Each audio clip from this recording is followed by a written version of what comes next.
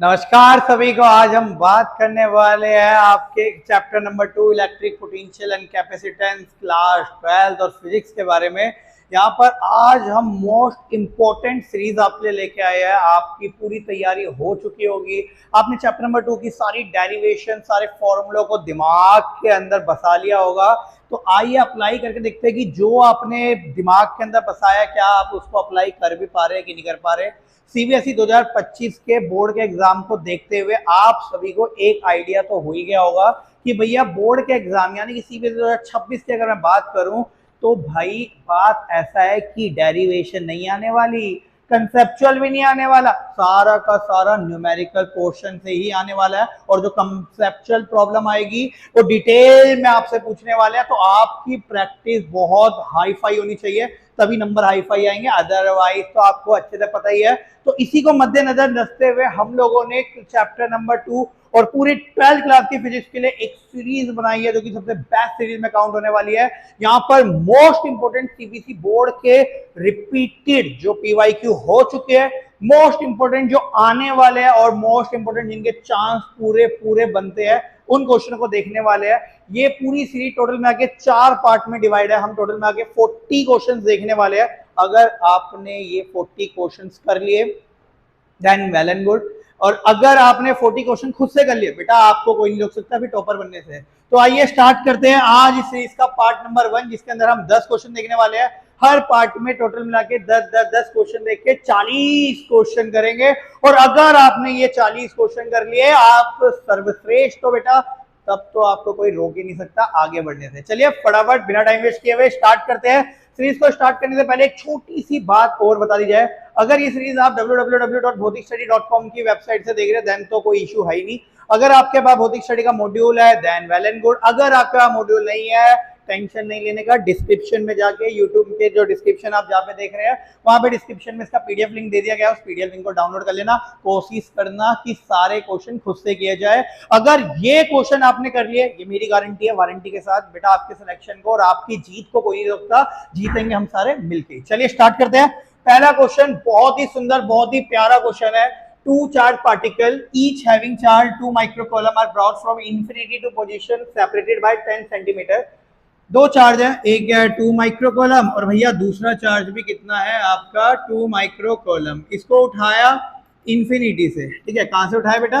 Infinity से उठा करके इसको हम कहां लेके आ गए? एक पर्टिकुलर पोजीशन में लेके आ गए ताकि इन दोनों के बीच का डिस्टेंस कितना हो गया?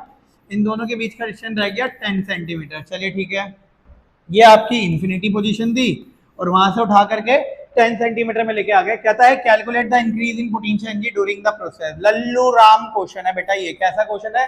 Lallu Ram question. Increase in potential energy को निकालने की चीज है, ये तो 2 मिनट में निकल जाएगी। इस चैप्टर के बाद फॉर्मूले को दिमाग के अंदर बिठा के रखना, और अगर फॉर्मूला नहीं पढ़ा आई बटन में जाके पहले इस चैप्टर के जो फॉर्मूले समझा रखे हैं वो खाली रिवाइज कर लेना। फॉर्मूला कर डाला तो लाइव जिंगा लाला, ये समझ लो बेटा। चलिए स्टार्ट करते हैं, क्योंकि मेरा मानना यह है कि यहाँ पे जो भी इस सीरीज को देख रहा होगा वो सारे फॉर्मूले को देख चुका होगा। आपको इंक्रीज इन पोटेंशियल एनर्जी निकाल रखे बच्चे को बताया इंक्रीज इन पोटेंशियल एनर्जी का सिंपल मतलब होता है final potential energy minus initial potential energy. Finally और इनिशियली, तो भाई देखो बात ऐसी है, फाइनली ये दोनों के दोनों कहां पर आ चुके हैं? 10 सेंटीमीटर में आ गए, और इनिशियली दोनों के दोनों कहां पे रखे गए हैं? इन्फिनिटी डिस्टेंस में रखे गए हैं। इलेक्ट्रोस्टैटिक पोटेंशियल एनर्जी का एक बहुत प्यारा फॉर्मूला होता है 1/4 pi epsilon naught Q1 Q2 by R करके। यहाँ पर डिस्टेंस कितना है? इन्फिनिटी है बेटा। अगर आप R की जगह इन्फिनिटी पुट करोगे तो जो पोटेंशियल एनर्जी निकल के आएगी वो कितनी निकल के आएगी? 0 निकल के आएगी। और ये कौन सा केस है आपका? Initial case. अच्छा मुझे कैसे पता लगा इनिशियल केस है? भाई क्योंकि चार्ज पहले इन्फिनिटी में रखे गए थे उसके बाद यहाँ पर रखे गए। इमेजिनेशन का खेल है सारा का सारा।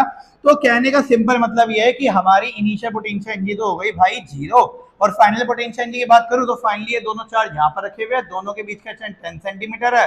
मैं फॉर्मूले का सही उपयोग करूंगा 1/4 pi epsilon naught Q1 Q2 दोनों बॉडी का चार्ज क्या है आपका? सेम टू सेम है, यानी कि 2 × 10 की पावर -6 मल्टीप्लाई 2 × 10 की पावर -6 अपॉन में दोनों के बीच का डिस्टेंस है 10 सेंटीमीटर। इस सेंटीमीटर को मीटर में बदलना है, इस बात को हाथ में लिखवा लेना बेटा। पूरी फिजिक्स के अंदर मैक्सिमम केस में सेंटीमीटर या एसआई यूनिट का यूज करना पड़ता है, तो सेंटीमीटर को मीटर में बदलना अगर आप भूल गए, टीचर नंबर देना भूल जाएगा, फिर मत बोलना। अब ये एकदम सिंपल कैलकुलेशन है, इसको आप सोल्व करेंगे तो यहाँ पे 1/4 आपको पता ही है 9 × 10⁹ 2 जा हो जाएगा 4, और सबसे पहले पावर सोल्व करो। वैसे तो आपकी मर्जी, आपको जय सोल्व करना होता है वैसे सोल्व करो, बट रूल यही कहता है कि अगर आपने पहले पावर सोल्व कर ली तो आप जल्दी आंसर निकाल पाओगे। तो इसको सोल्व करेंगे तो आ जाएगा 36 × 10⁻³ और ये हो जाएगा आपका 10⁻², यानी कि राइट आंसर हो जाएगा 0.36 जूल करके। खत्म क्वेश्चन।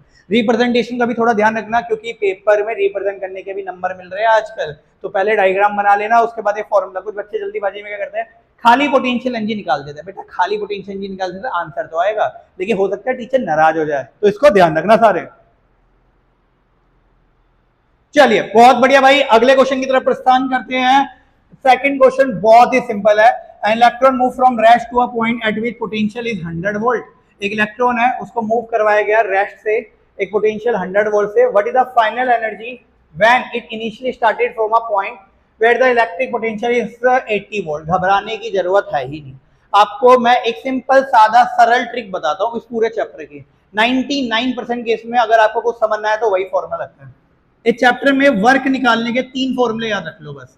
1/4πε0, बल्कि Q0 1/4πε0, 1/R2 - 1/R1, पहला फॉर्मूला। दूसरा, work is equal to Q0 in bracket V2 - V1, दूसरा फॉर्मूला। तीसरा, work is equal to final potential energy minus का इनिशियल पोटेंशियल एनर्जी। अब इस चैप्टर में ध्यान से सुनना, बिल्कुल ध्यान से, कोई कंफ्यूजन होगी नहीं।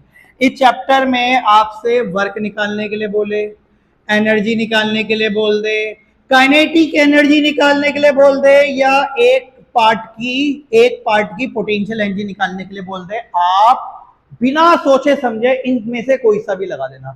इससे पहले वाले क्वेश्चन में भी देख लो हमने क्या किया, final potential energy minus initial potential energy, increase in potential energy निकालनी थी, इसलिए आप चाहते हो इंक्रीज पोटेंशियल एनर्जी को कुछ लोग वर्क के नाम से भी करते हैं। आप गूगल में सर्च करके देख लेना, आपको हर क्वेश्चन, इसको पहले वाले क्वेश्चन का सॉल्यूशन इस फॉर्म में मिलेगा।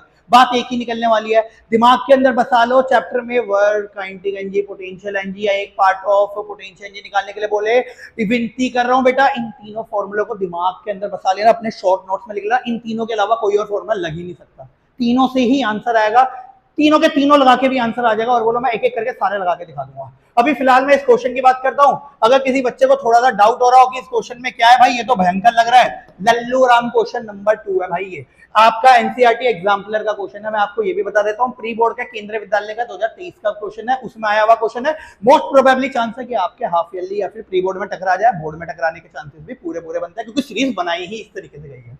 क्वेश्चन कह रहे हैं इलेक्ट्रॉन है, चार्ज इलेक्ट्रॉन है, मूव कह रहा है पोटेंशियल। भैया मुझे एक बात समझ आ रही है, फाइनल एनर्जी निकालनी है, हमारे टीचर ने हमें ये समझा दिया है, वर्क, एनर्जी, काइनेटिक एनर्जी और एक पार्ट ऑफ पोटेंशियल एनर्जी निकालनी हो। यहाँ पे फाइनल एनर्जी बोल रहे, लगना तो इन तीनों में से कोई एक है। अब चाहे मैं कोई सा भी लगा लूं, चलो अब देखते हैं।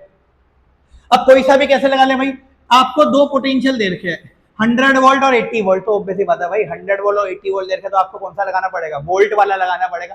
तो बर्नौली थ्योरम लगा के थोड़ा सोल्व कर दोगे इसको, या फिर बैंकिंग और रोड का फॉर्मूला लगा के सोल्व कर दोगे।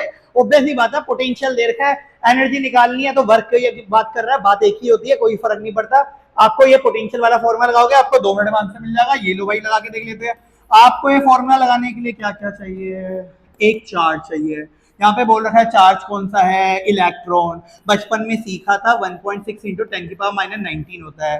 V2 final potential, V1 initial potential. अरे झंझट में मत पढ़ो, कोई नहीं है टक्कर में भैया, क्यों पड़े हो चक्कर में। Higher potential minus lower potential ध्यान रखना बस, और कुछ भी नहीं है, ठीक है। कोशिश करो, एनर्जी कभी नेगेटिव नहीं आती, इस चक्कर में ऐसा किया जाता है।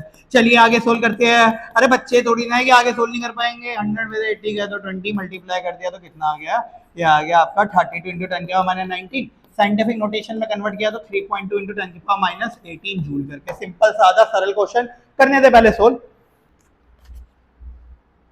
चलिए आगे बात करते हैं, ज्यादा टाइम वेस्ट नहीं करेंगे। क्वेश्चन नंबर 3 कह रहा है एक चार्ज है 3.2 × 10⁻19 coulomb is move through a potential different 2 volt. अरे भाई फिर से पोटेंशियल डिफरेंट दे दिया, चार्ज दे दिया, पूछ क्या रहा है भाई, फाइंड द काइनेटिक एनर्जी। बोल दिया मैंने, क्या बोलता चैप्टर में कोई बच्चे बोलते हैं भैया हमें सर लॉजिक तो समझाओ कि वर्गो काइनेटिक एनर्जी बात एक ही कैसे हो रही है। बेटा कंजर्वेशन एनर्जी पढ़ा है चैप्टर 11 क्लास में, आपने चैप्टर में 5 वर्क एनर्जी एंड पावर में पढ़ा होगा।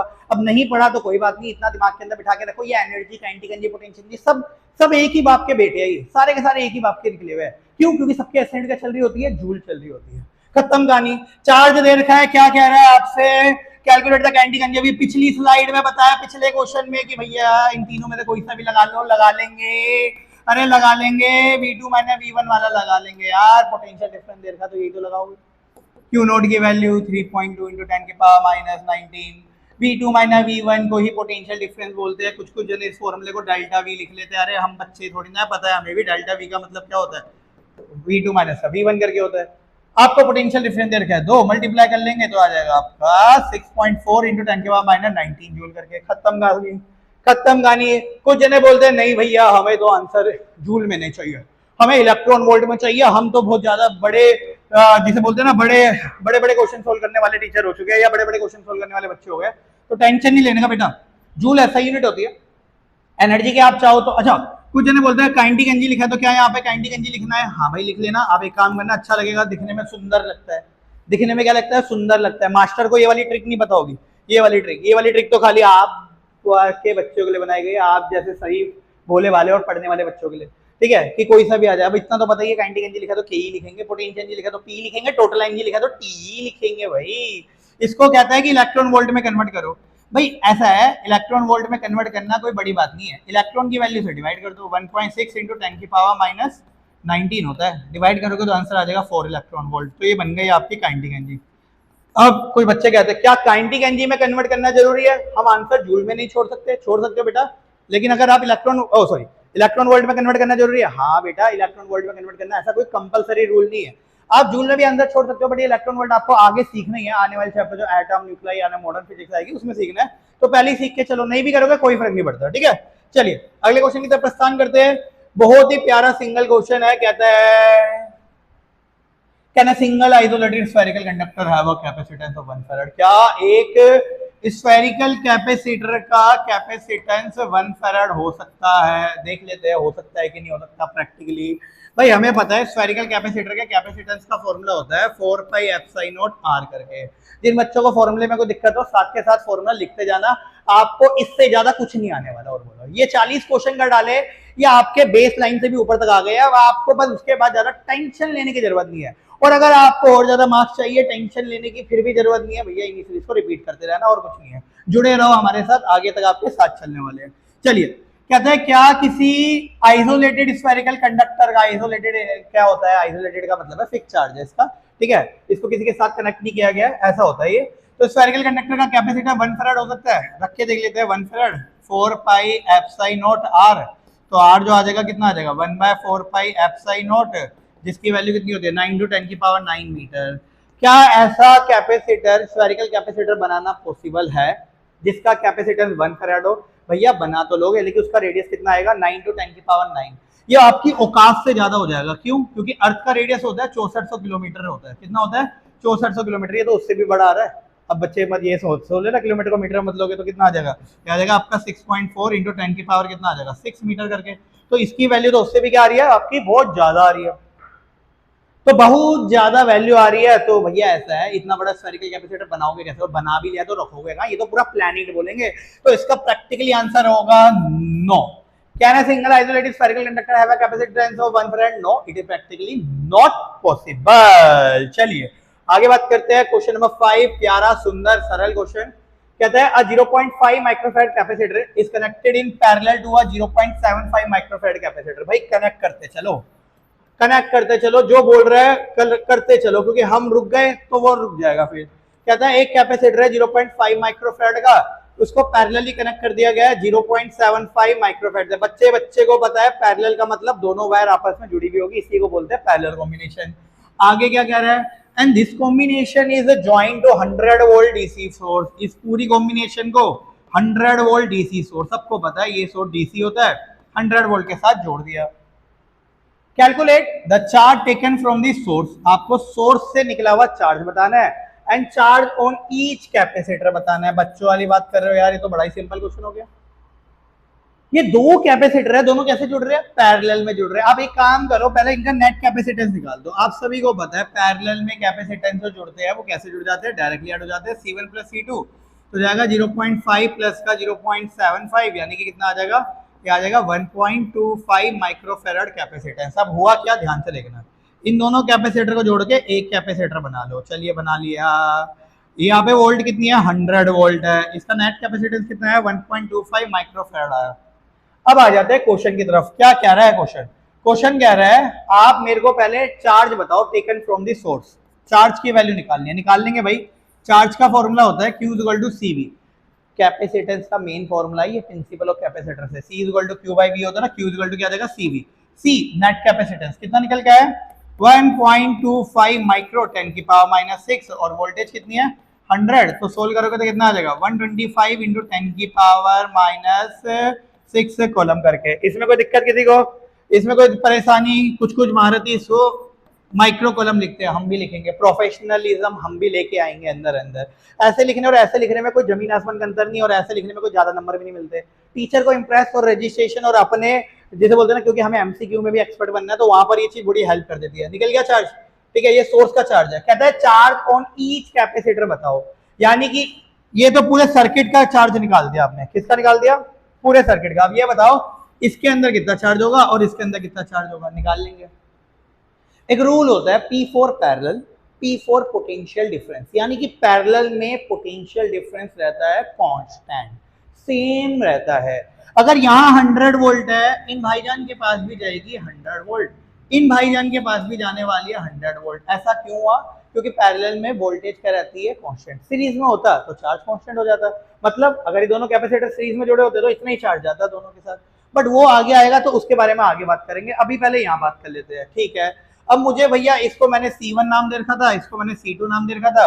मुझे C1 की वोल्टेज पता लग गई और कैपेसिटेंस पता लग गई। बेटा दो चीजें पता लग गई तो दुनिया की कोई चीज भी निकल जाती है, फिजिक्स में टेंशन वाली कोई बात ही नहीं है। तो यहाँ पे मैं लिखूंगा डायरेक्टली फॉर C1, ब्रैकेट में लिख भी देता हूँ कि भाई 0.5 माइक्रोफेराड के बारे में बात हो रही है। चार्ज निकालना है, Q1 इक्वल टू क्या हो जाएगा, C1V, ठीक है, क्योंकि Q का फॉर्मूला ही CV होता है। तो C की वैल्यू कितनी है, 0.5 माइक्रो, यानी कि 10 की पावर माइनस 6, और वोल्टेज कितनी है 100। तो ये आंसर आ जाएगा भाई, आप इसको सोल्व करेंगे तो आ जाएगा 50 इंटू 10 की पावर माइनस 6 कुलम, जिसे कुछ लोग कितना लिखते हैं 50 माइक्रो कुलम करके। कोई दिक्कत में नहीं है भाई।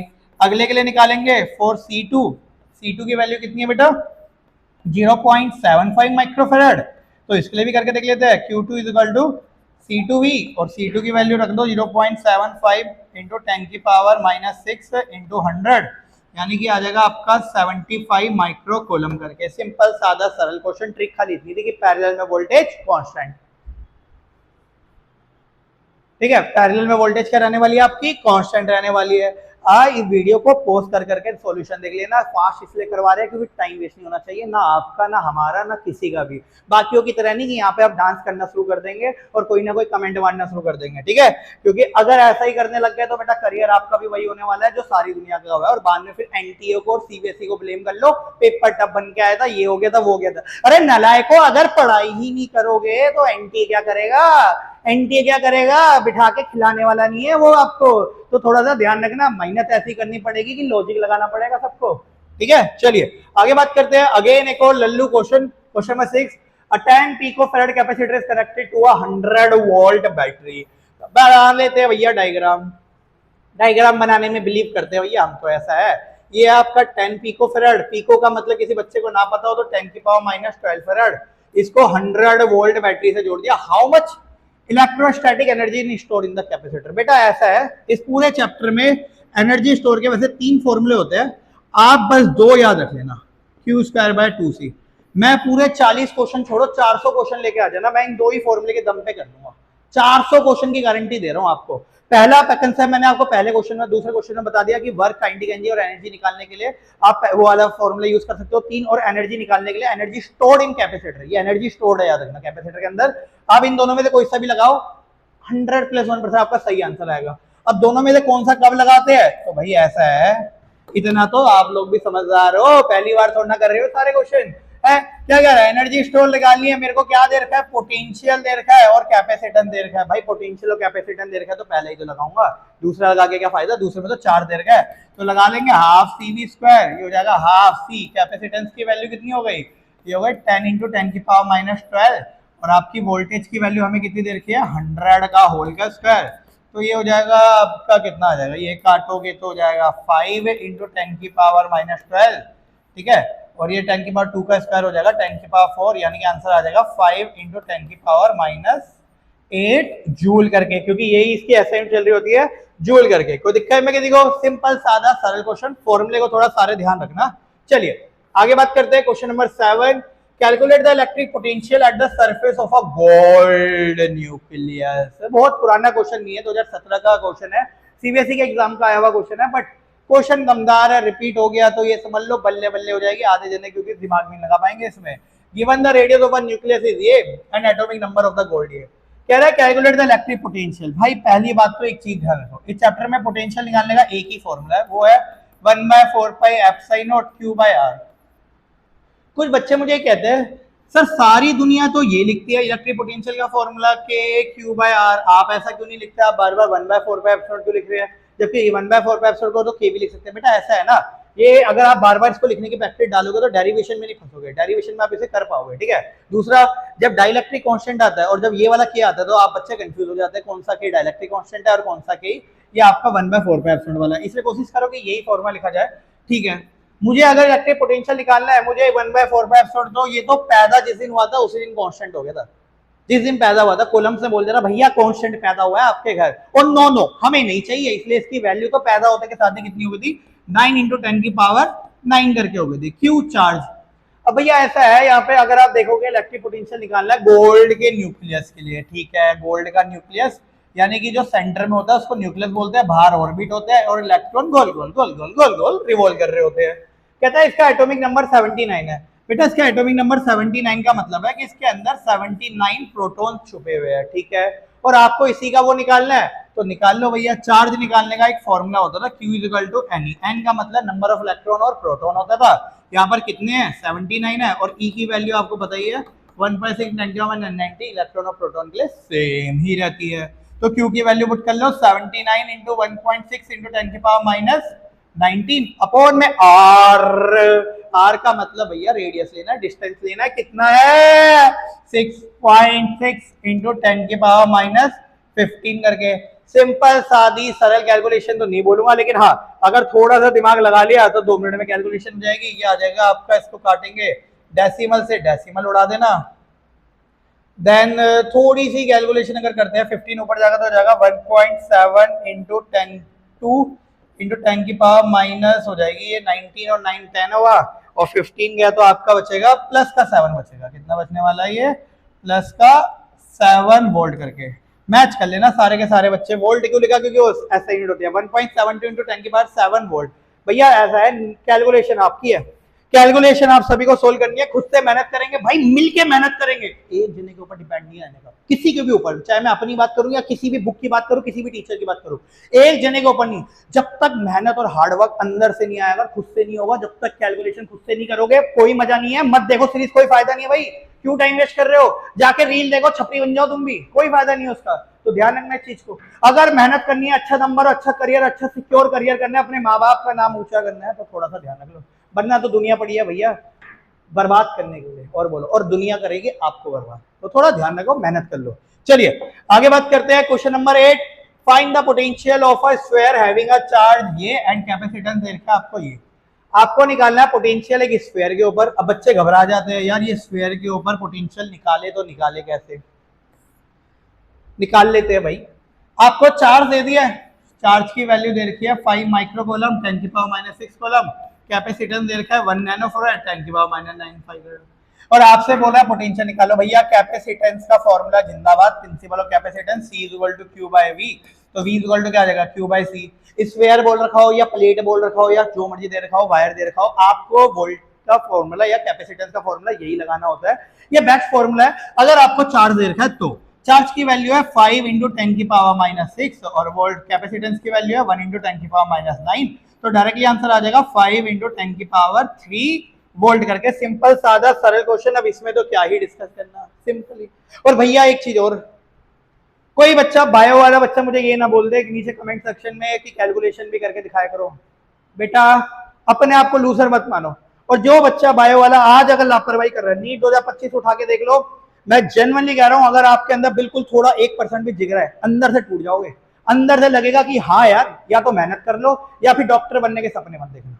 इसलिए कह रहा हूं कैलकुलेशन की स्टार्टिंग अभी से कर लो ताकि आगे तक जाने में कोई दिक्कत ना हो। चलिए आगे बात करते हैं question number 9। A parallel plate capacitor has a capacitance 50 microfarad in air. ये एयर क्या होता है? कैपेसिटर मीडियम में भी इस्तेमाल किया जाता है। कहता है 110 microfarad when emerge in oil. एक पैरेलल प्लेट कैपेसिटर है, ध्यान से देखना। जब ये एयर में रखी गई थी तो भैया कैपेसिटेंस का फॉर्मूला होता है एप्सिलॉन नॉट ए अपॉन में डी। ठीक है, इसके नीचे मैं ओ भी लगा सकता हूँ, ओ ना लगा के एक काम करते हैं वी लगाते हैं। वी का मतलब वैक्यूम या एयर, बात देखी हो गई। कहता है इस पूरे को उठा करके तेल के अंदर डाल दिया, ऑयल के अंदर, तो मीडियम आ गया। तो कैपेसिटेंस का फॉर्मूले में होता है बेटा एप्सिलॉन नॉट ए अपॉन में डी, और इसके साथ के मल्टीप्लाई कर लेता है। ये के वही डाइलेक्ट्रिक क्वेश्चन है जिसके बारे में बात कर रहा था कि भाई के और 1/4 एप्सिलॉन नॉट में कई बार डिफरेंस आता है, वो यही डिफरेंस होता है, इसलिए ऐसा मत किया करो। अब इन दोनों को डिवाइड कर लोगे तो आपको मिलेगा CM by CV which is equal to K. आप चाहो तो इस फॉर्मूले को अपने नोट्स में कहीं कॉर्नर में लिख लेना, और मेरे को पूरी उम्मीद है आपने लिखा होगा। ये फॉर्मूला होता है capacitance in medium, capacitance in vacuum and dielectric constant के बीच का रिलेशन, जिसे specific inductive capacity, relative permittivity भी नाम दिया जाता है। कहता है calculate the dielectric constant of the dielectric. बताओ कितना होगा dielectric constant of the dielectric, यानी कि के की वैल्यू निकालो, निकाल लेंगे। CM यानी कि कैपेसिटेंस इन मीडियम की वैल्यू कितनी दे रखी है? मीडियम का मतलब जब ऑयल, वाटर या किसी के अंदर डाला गया होगा तो 110 दे रखी है इंटू 10 की पावर -6, और वैक्यूम की वैल्यू आपको कितनी दे रखी है? 50 इंटू 10 की पावर -6। काटोगे तो भैया कितना आ जाएगा? 2.2। गलती से भी इसकी ऐसे यूनिट मत पुट कर देना, क्योंकि होती ही नहीं है। जब होती ही नहीं है तो पुट क्या करोगे? तो डायरेक्टली डाइलेक्ट्रिक कांस्टेंट की वैल्यू कितनी आ गई? 2.2 करके। क्लियर? चलिए इस पार्ट का लास्ट क्वेश्चन देखते हैं। सीरीज का पहले पार्ट का ये लास्ट क्वेश्चन है, इसके आगे 3 पार्ट हो रहा है और इससे भी अच्छे लेवल के क्वेश्चन आने वाले हैं, क्योंकि मैं चाहता हूं कि आपको बेसिक लेवल से लेके जाऊं एडवांस लेवल तक। ऐसा नहीं है कि डायरेक्टली एडवांस लेवल में लेके चल जाए, तो क्या मजा है भाई। फिर तो हमारे डायरेक्टली सीरीज नंबर 4 भी देख सकते हो, और भी बहुत सारी सीरीज बना रही है। जेई वाली सीरीज देख लेना, या फिर जिसे बोलते हैं FAQ वाली सीरीज देख लेना, वो डायरेक्टली एडवांस लेवल। यहाँ पे अगर आप करोगे तो बेसिक, मेन, एडवांस सब क्लियर कर दोगे, सब क्लियर। जैसे बोलते हैं ना आपको सब चीज आनी जरूरी है, तो वो ये सीरीज बनाई गई है ताकि हर एक बच्चा इसके साथ इन्वॉल्व हो सके। तो देखते हैं भाई इस सीरीज पार्ट का लास्ट क्वेश्चन, बाकी भी देखेंगे इसको नेक्स्ट पार्ट में। नेक्स्ट पार्ट के लिए आई बटन में भी जा सकते हैं और नीचे आपको डिस्क्रिप्शन में और सारे के सारे लिंक आपको मिल जाएंगे, देख लेना। यहाँ पे कह रहा है अब parallel plate capacitor of plate area 2 metre square and the separation 2 mm। मैं थोड़ा बना लेता हूँ। पैरेलल प्लेट कैपेसिटर सबको पता है कुछ ऐसे बनता है, इनके बीच का डिस्टेंस दे रखा है 2 mm, यानी कि 2 इंटू 10 की पावर -3, और प्लेट का एरिया दे रखा है 2 metre square. It charged to 1000 volt in vacuum. इसको चार्ज कर दिया गया 1000 वोल्ट से। Calculate the capacitance of the capacitor and charge on each plate. भैया पहले कह रहा है कैपेसिटेंस निकालो। कैपेसिटेंस मैं 2 मिनट में निकाल दूंगा, क्योंकि कैपेसिटेंस जो होता है एक पैरेलल प्लेट कैपेसिटर है ना, तो सिंपली आप फॉर्मूला लगा लो एप्सिलॉन नॉट ए अपॉन में डी करके। इसमें कोई दिक्कत किसी को? कोई परेशानी नहीं। अब कोई बच्चा बोलेगा भैया आपने ये क्यों लगा दिया, आपने मीडियम वाला क्यों नहीं लगाया? बेटा यहाँ पे क्या लिखा हुआ है? वैक्यूम। अभी 2 मिनट पहले बताया था वैक्यूम एयर दोनों एक ही वर्ड है, तो आपको ये लगाना पड़ेगा। एप्सिलॉन नॉट की वैल्यू वैसे तो याद रख लेना, वरना पेपर के शुरुआत में भी लिखी हुई आ जाती है 8.854 इंटू 10 की पावर -12। एरिया आपको दे रखा है 2 मीटर स्क्वायर, और डिस्टेंस ऑफ सेपरेशन 2 इंटू 10 की पावर -3। सोल्व करेंगे तो कितना आ जाएगा? 8.854 इंटू 10 की पावर -9 फैराड करके। सिंपल सादा सरल क्वेश्चन, कोई दिक्कत टेंशन वाली बात है ही नहीं। आगे क्या निकालना है? Charge on each capacitor. Charge निकालने के लिए हम तो सिंपल लगाएंगे भैया, Q is equal to CV। C capacitance कितना है? 8.854 इंटू 10 की पावर -9, और वोल्टेज आपको कितनी दे रखी है? 1000, जिसको हम लिख लेंगे 10 की पावर 3। तो आंसर कितना आ गया? 8.854 इंटू 10 की पावर -6 कूलम, या आप लोग ये भी लिख सकते हो 8.854 माइक्रो कूलम करके। कोई दिक्कत है में किसी को? कोई परेशानी? सिंपल सादा सरल क्वेश्चन, अगेन बच्चों के लेवल का क्वेश्चन है, ध्यान रख लेना इसे भी।